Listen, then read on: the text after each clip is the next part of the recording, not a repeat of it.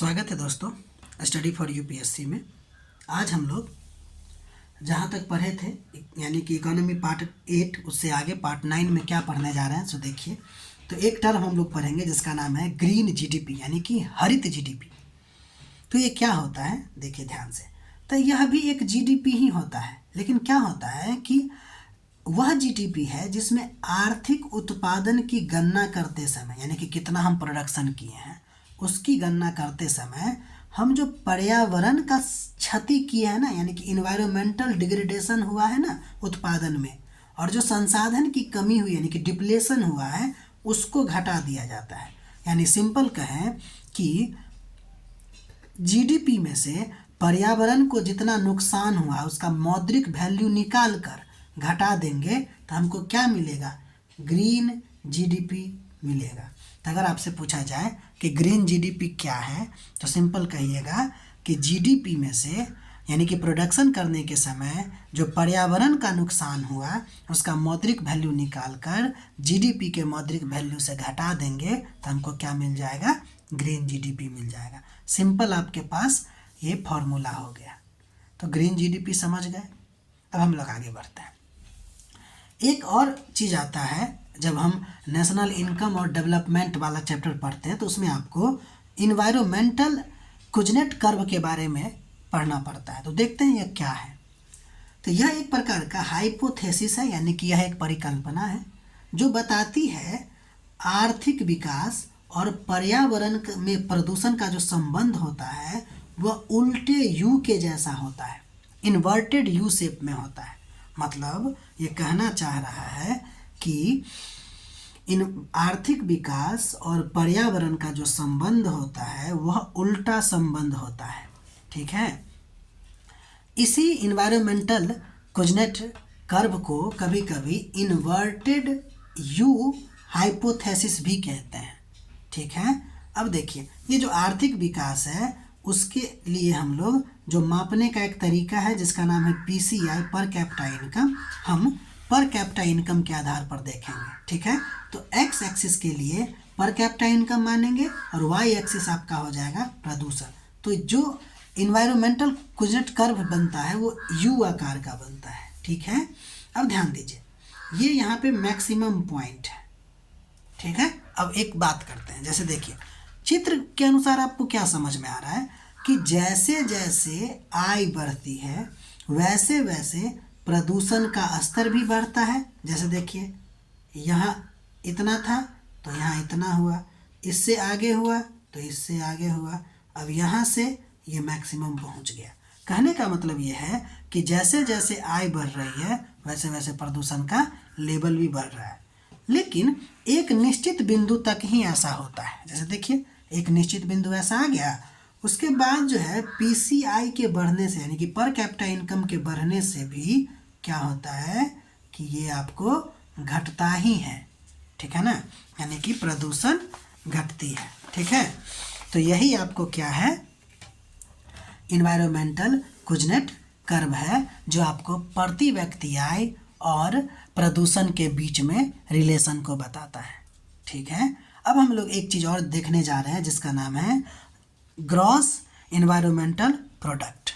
ठीक है, देखिए यह भी एक प्रकार का सूचक है जो किसी क्षेत्र, किसी राज्य या किसी देश के प्राकृतिक पर्यावरण से प्राप्त कुल आर्थिक, सामाजिक और पर्यावरणिक लाभ को मापता है। यानी कि ये क्या है, सिंपल बात समझिए कि किसी भी देश में जो पर्यावरण होता है पर्यावरण से भी तो लाभ उसको मिलती है, तो पर्यावरण के लाभ को ही हम लोग क्या करते हैं, क्या कहते हैं, तो जीईपी कहते हैं, ग्रॉस इन्वायरमेंटल प्रोडक्ट। ठीक है, इस परिभाषा को फिर से समझिएगा कि प्राकृतिक पर्यावरण से प्राप्त कुल आर्थिक, पर्यावरणीय और सामाजिक लाभ के माप को, मतलब सामाजिक लाभों को मापता है। ठीक है, इसे कभी कभी जीडीपी का इन्वायरमेंट इक्विवेलेंट भी कहा जाता है। सिंपल अर्थ में अगर कहें तो जंगल है, नदी है, मिट्टी है, जैव विविधता है इत्यादि से हमें मिलने वाला फायदा का कुल मौद्रिक मूल्य निकाल के हम लोग जो देखेंगे वही आपका जीईपी हो जाएगा। ठीक है। भारत में पहली बार उत्तराखंड सरकार ने 2021 में अपना जीईपी रिपोर्ट पेश किया था। ठीक है, जिसका उद्देश्य क्या था? तो इसका उद्देश्य था प्राकृतिक संसाधनों का मूल्य दिखाना कि हमारे यहाँ जो जो प्राकृतिक संसाधन है उसका मूल्य क्या है। आप ये कैसे समझिएगा, जैसे देखिए, अब टूरिस्ट सब आते हैं घूमने के लिए, इसको देखते हैं तो वो पैसा देते हैं, तो वो प्राकृतिक संसाधन को देखने के लिए देते हैं ना, तो वही उसका मूल्य हो गया। या फिर आप लकड़ी प्राप्त करते हैं, आप फल प्राप्त करते हैं, बहुत सारा चीज़, उसको पैसा में बदल दीजिए तो वही ना प्राकृतिक पूंजी का मूल्य हो जाएगा। प्राकृतिक पूंजी का मूल्य दिखाना। इसके अलावा फॉरेस्ट रिच राज्यों को सही कंपनसेशन मिल सके। ठीक है ना। इसके अलावा डेवलपमेंट प्लानिंग में इन्वायरमेंट का भी महत्व देना एक उद्देश्य था जीईपी को पेश करने के लिए। ठीक है, तो आप जीईपी समझ गए, ये अवधारणा क्या होती है। ये सब अवधारणाएं हैं जो आपको कहीं कहीं ना पेपर में या फिर एग्जाम पेपर में आपको देखने को मिल सकती है। ठीक है, तो ये सब लिखते चलिएगा। अगला नंबर हम लोग देखने जा रहे हैं कार्बन टैक्स। क्योंकि इतना ज़्यादा आर्थिक विकास कर रहे हैं, तो आर्थिक विकास करें तो पर्यावरण को क्षति हो रही है, तो पर्यावरण की क्षति नहीं हो इसलिए ना ये सब प्रोडक्ट सब लाने की कोशिश कर रहे हैं कि जीईपी क्या होता है, या फिर क्या कहते हैं उसको ग्रीन जीडीपी क्या होता है। ये सब संदर्भ कहाँ से आया? चूँकि पर्यावरण का नुकसान हो रहा है उसको लेकर। तो अब देखिए कार्बन टैक्स क्या है, ध्यान से देखिएगा। एक कर है जो सरकार उन गतिविधियों पर लगाती है जिनसे CO2 या अन्य GHG यानी कि ग्रीन हाउस गैसें उत्सर्जित होती है। यानी कि अगर मान लीजिए कि कोई आप फैक्ट्री खोले हुए हैं तो उससे जो ग्रीन हाउस गैस आपको निकलती है, उत्सर्जित होती है, उसी एक्टिविटी पर क्या किया जाता है? टैक्स लगाया जाता है। तो उसको हम लोग कहते हैं कार्बन टैक्स। अर्थात CO2 को नियंत्रित करने के लिए जो लगाए जाने वाला टैक्स है वो एक्चुअली में क्या होता है? कार्बन टैक्स होता है। कोई दिक्कत? यानी इस कार्बन टैक्स इसलिए लगा रहे हैं क्योंकि आप ग्रीन यानी कि ग्रीन हाउस गैस का उत्सर्जन कम कर सके। ठीक है, अब हम बात करते हैं कुछ अन्य बातें का। जैसे देखिए कार्बन टैक्स जो है वो वास्तव में एक पाइगोवियन टैक्स है ना। क्या है? एक प्रकार का पाइगोवियन टैक्स है। ये होता क्या है? ध्यान से देखेंगे, ये अब हम पढ़ने जा रहे हैं इसके बारे में, पाइगोवियन टैक्स के बारे में। देखिए यह उस कर को कहते हैं जो निगेटिव एक्सटर्नलिटी यानी बाहरी नुकसान को इंटरनलाइज करने के लिए यानी कि आत्मसात करने के लिए लगाया जाता है। ठीक है, इसको फिर से देखिएगा, है ना, कि यह वह कर है जो बाहरी नुकसान को आत्मसात करने के लिए लगाया जाता है। जैसे देखिए निगेटिव एक्सटर्नलिटी क्या होता है? तो जब किसी इकोनॉमिक एक्टिविटी का नुकसान किसी तीसरे पक्ष को या समाज को होता है तो वो आपको क्या कहलाता है? Negative externality. तो ऐसे से बचने के लिए आपको लगाया जाता है पाइगोवियन टैक्स। ठीक है, तो पाइगोवियन टैक्स क्या है? तो देखिए कोई भी कंपनी खोले या कोई डैम ही बना, ठीक है ना, अब डैम बना या फिर कोई कंपनी खोले, कंपनी से आपको प्रोडक्शन हो रही है, प्रोडक्शन भी हो रही है, लेकिन साथ ही साथ क्या हो रहा है कि उससे बहुत ज़्यादा मात्रा में गैस भी निकल रही है, ग्रीन हाउस गैस, जो पर्यावरण को अंततः नुकसान पहुंचा रही है। अब पर्यावरण का जो नुकसान पहुंचा रही है तो जिससे इस कंपनी को फायदा हो रहा है उसको भी नुकसान हो रही है, और जो इस कंपनी से न जुड़ा है उसको भी नुकसान हो रही है। यानी कि यह एक प्रकार का सामाजिक इस प्रकार से क्या कर रहा है? एक समाज को ये हानि पहुंचा रहा है। तो ये एक एक्सटर्नलिटी हो गया, निगेटिव बात हो गई। ठीक है ना, तो इसको रोकने के लिए जो लगता है पाइगोवियन टैक्स लगता है, और कार्बन भी टैक्स भी एक फेमस पाइगोवियन टैक्स है। जैसे कार्बन अगर उत्सर्जन होती है तो जलवायु परिवर्तन होता है, स्वास्थ्य को नुकसान पहुंचता है। ठीक है, उम्मीद है समझ गए हैं। नहीं तो इसको रोक के लिख के फिर समझने की कोशिश कीजिएगा। ठीक है, अब देखिए यह जो कार्बन टैक्स है वह मुख्यतः कहाँ लगता है?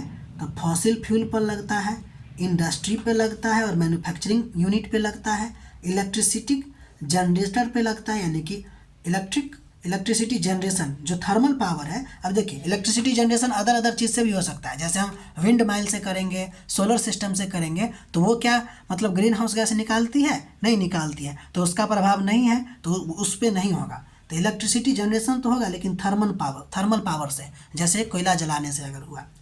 ट्रांसपोर्ट सिस्टम है यानी सेक्टर है, वो भी आपको कार्बन कहिए या फिर SO2 कहिए, वो बहुत ज़्यादा मात्रा में छोड़ती है, तो उस सब पर भी आपको क्या लगेगा? यह टैक्स लगेगा। तो ये क्या था? कार्बन टैक्स था। कार्बन टैक्स क्या होती है? तो CO2 को नियंत्रित करने के लिए जो लगाया जाता है टैक्स, उसी को हम लोग कार्बन टैक्स कहते हैं। अब हम लोग आगे बढ़ते हैं। अच्छा, भारत में कोई एक ऐसा टैक्स है क्या? तो देखिए डायरेक्ट रूप में तो ऐसा टैक्स नहीं है, लेकिन 2010 के आसपास यह टैक्स लगा था, एक कोल सेस या फिर कहिए तो क्लीन एनर्जी सेस, या फिर excise duty on petrol and diesel. ये भी आपको कार्बन टैक्स का क्या है, आपको एग्जाम्पल है। ठीक है, अगला नंबर देखेंगे कार्बन क्रेडिट। ठीक है, देखते हैं कार्बन क्रेडिट क्या होता है। पहली बात कि कार्बन क्रेडिट जो है ना, एक सर्टिफिकेट होता है, ठीक, जो दिखाता है किसी व्यक्ति, उद्योग, कंपनी या देश ने 1 टन CO2 या उसके बराबर ग्रीन हाउस गैस उत्सर्जन कम किया है। यानी मान लीजिए कि कोई जो है 1 टन CO2 कम कर दिया, 1 टन कार्बन डाइऑक्साइड या ग्रीन हाउस गैस उत्सर्जन कम किया, तो उसको एक सर्टिफिकेट मिलेगा। किसका? कार्बन क्रेडिट का।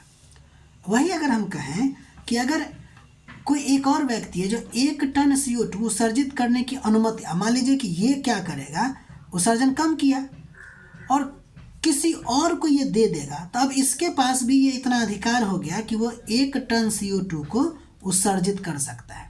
अर्थात सिंपल समझते हैं, और अर्थात यह एक वित्तीय इकाई होती है। अगर पूछा जाएगा कार्बन क्रेडिट क्या होता है, तो वित्तीय इकाई होता है जो पर्यावरण से 1 टन CO2 एब्जॉर्ब करने के प्रयास को प्रदर्शित करता है। यानी कि कोई चीज़ है जो पर्यावरण से 1 टन CO2 को क्या करता है कि एब्जॉर्ब कर लेता है। ठीक है, तो उसको मिल जाएगा कार्बन क्रेडिट सर्टिफिकेट।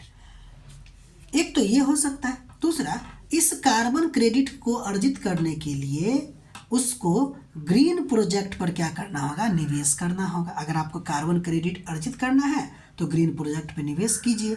इसके अलावा मान लीजिए कि जितना अनुमति है, जैसे मान लीजिए कि 100 टन की अनुमति होती, ठीक है, इससे कम अगर आप मतलब मान लीजिए कि आप 90 टन उत्सर्जन करते हैं CO2, 100 टन का क्या है, लिमिट है, ठीक है, और अगर आप 90 टन की ही रिलीज करते हैं तो आपके पास क्या हो गया, 10 टन बच गया। 10 टन कार्बन डाइऑक्साइड आप नहीं उत्सर्जित किए, तो देखिए 1 टन CO2 अगर उत्सर्जन कम करता है तो उसको 1 कार्बन क्रेडिट मिलेगी। तो देखिए अब ये 10 टन नहीं किया तो इसका मतलब कितना कार्बन क्रेडिट मिलेगा? इसको 10 कार्बन क्रेडिट इसको मिल जाएगा। क्या मिल जाएगा?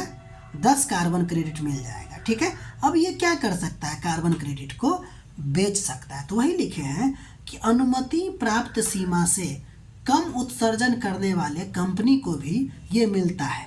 अब ध्यान दीजिए, ये जो हम कहें कि 1 टन CO2 उत्सर्जन कम किया है, अब इस कंपनी को देखिए लिमिट कितना था। मान लेते हैं कोई एक कंपनी है, उसके लिए लिमिट है कि 100 टन ही कार्बन डाइऑक्साइड क्या करेगा, उत्सर्जित करेगा।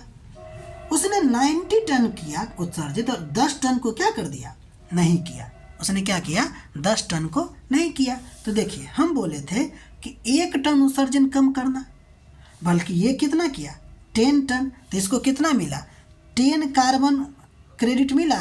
तो अब ये क्या करेगा, किसी और को बेच देगा और कहेगा कि आप जो है इसके इक्विवेलेंट में आप उत्सर्जित कर सकते हैं। तो बदले में इसको क्या मिलेगा, बदले में इसको रुपया मिल जाएगी।